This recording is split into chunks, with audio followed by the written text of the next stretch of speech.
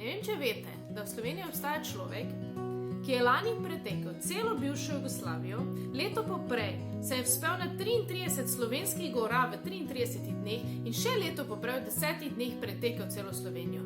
V vseh teh projektih in na vseh teh poteh je zadevo združil za stand-up komedijo in zbiral denar za otroke. Zbral ga je več kot 40 000 v teh projektih.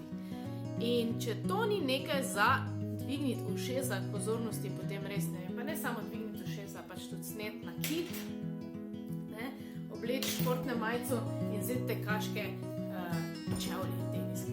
Se temu že reče ful, da že nisem tekla. Ampak zdaj pa bom, zato ker letos pripravlja tek okoli Rožnika, ljubljanskega Rožnika in to 48-urni tek. Mislim, če že greš laufat z njim, potem ga moraš pa vse priti gledati. Vse moraš priti gledati tak, kako mora človek izgledati že po 10 urah takega teka. Kaj šele 48 urah? In itak tudi letos bojo v bistvu se bo stand-up komedija odvijala, torej komiki bojo podprli zadevo, glasbeniki bojo podprli zadevo, ful se bo dogajalo in on bo tekel.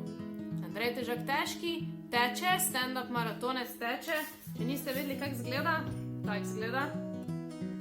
Tako da ga boste ziher prepoznali na poti. In jaz bom tudi tam, definitivno bom tam, ker kaj pol podpreš take projekte. Tako da, se vidimo. Kdaj se vidimo? 4. do 6. aprila. Tako da še imate čas za trening.